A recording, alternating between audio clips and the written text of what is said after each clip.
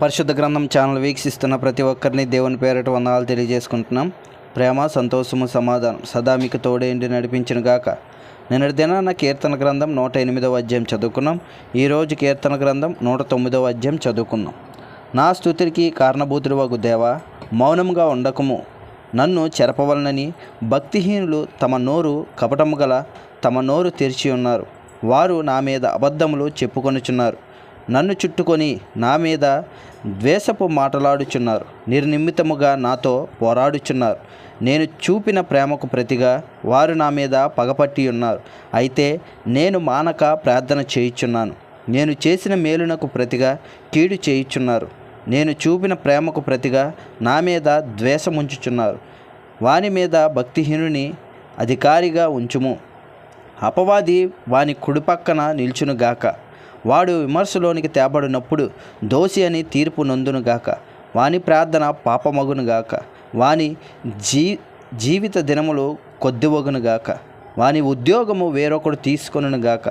వాని బిడ్డలు తండ్రి లేని వారవుదురుగాక. వాని భార్య విధవరాలగునుగాక. వాని బిడ్డలు దేశ దెమ్మరులై భిక్షమెత్తుదురుగాక. పాడుపడిన తమ ఇండ్లకు దూరముగా జీవనము వెతుకుదురుగాక. వాని ఆస్తి అంతయు అప్పుల వారు ఆక్రమించుకొందురుగాక. వాని కష్టార్జితమును పరులు దోచుకొందురుగాక. వానికి కృపచూపు వారు లేకపోవుదురుగాక. తండ్రి లేని బిడ్డలకు దయచూపు వారు ఉండకపోవుదురుగాక. వాని వంశము నిర్మూలము చేయబడునుగాక. వచ్చు తరమునందు వారి పేరు మాసిపోవునుగాక. వాని పితరుల దోషము యెహోవా జ్ఞాపకంలో ఉంచుకొనుగాక. వాని తల్లి పాపము తుడుపు పెట్టబడక ఇండునుగాక. ఆయన వారి జ్ఞాపకమును భూమి మీద నుండి కొట్టివేయునట్లు ఆ పాపముల నిమిత్తము నిత్యము యెహోవా సన్నిధిని కనబడుచుండునుగాక. యాలయనగా కృప చూపవలనన్న మాట మరిచి శ్రమనొందిన వారిని, దరిద్రుని, నలిగిన హృదయము గల వారిని చంపవలనని వాడు అతని తరిమెను.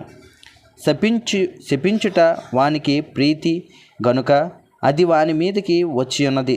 దీవెనయందు వానికిష్టము లేదు గనుక అది వానికి దూరమాయను. తాను పైబట్ట వేసుకొనున్నట్లు వాడు శాపము ధరించెను. అది నీళ్ల వలె వాని కడుపులో చొచ్చి ఉన్నది. తైలము వలె వాని ఎముకలలో చేరి ఉన్నది. తాను కప్పుకొని వస్త్రము వలెను, తాను నిత్యము కట్టుకొని నడికట్టు వలెను అది వానిని కదలకుండునుగాక. నా విరోధులకు, నా ప్రాణమునకు విరోధంగా మాట్లాడు వారికి ఇదే యెహోవా వలన కలుగు ప్రతీకారం. యెహోవా, ప్రభువా, నీ నామమును బట్టి నాకు సహాయము చేయుము. నీ కృప ఉత్తమమైనది గనుక నన్ను విడిపింపుము. నేను దీన దరిద్రుడను, నా హృదయము నాలో గుచ్చబడి ఉన్నది. సాగిపోయిన నీడవలే నేను క్షీణించి ఉన్నాను. మిడతలను పారదోలినట్లు నన్ను పారదోలుదురు. ఉపవాసము చేత నా మోకాళ్ళు బలహీనమాయెను. నా శరీరము పుష్టి తగ్గి చిక్కిపోయెను.